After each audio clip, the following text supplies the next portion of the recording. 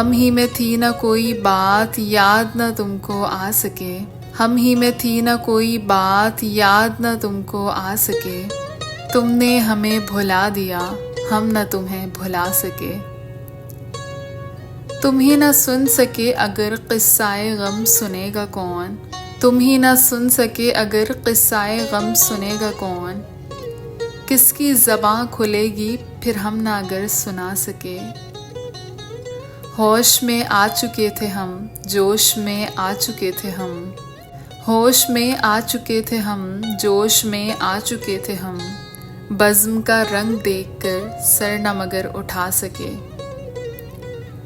رونق بزم بن گئے لب پہ حکایتیں رہیں، رونق بزم بن گئے لب پہ حکایتیں رہیں، دل میں شکایتیں رہیں لب نہ مگر ہلا سکے۔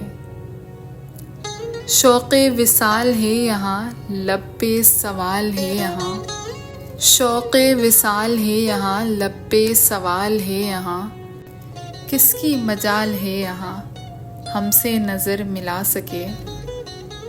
ایسا ہو کوئی نامبر بات پہ کان دھر سکے، ایسا ہو کوئی نامبر بات پہ کان دھر سکے، سن کے یقین کر سکے جا کے انہیں سنا سکے۔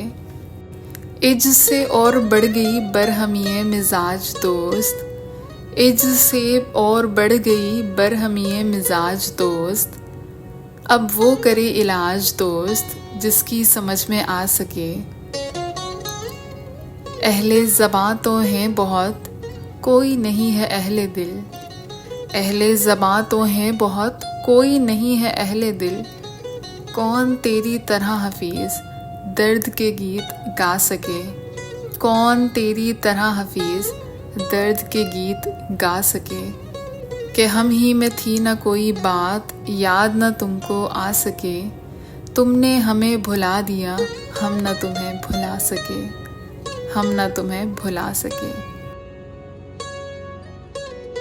یہ غزل ہم ہی میں تھی نہ کوئی بات یاد نہ تم کو آ سکے 8 اشعار پر مشتمل ہے، جس کے شاعر حفیظ جالندھری ہیں جو پاکستان کے قومی ترانے کے خالق بھی ہیں۔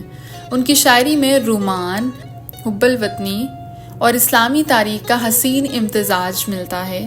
اس غزل میں شاعر نے محبت، جدائی، جذباتی ٹوٹ پھوٹ اور محبوب کی بے نیازی جیسے موضوعات کو نہایت سلیقے اور گہرائی سے بیان کیا ہے۔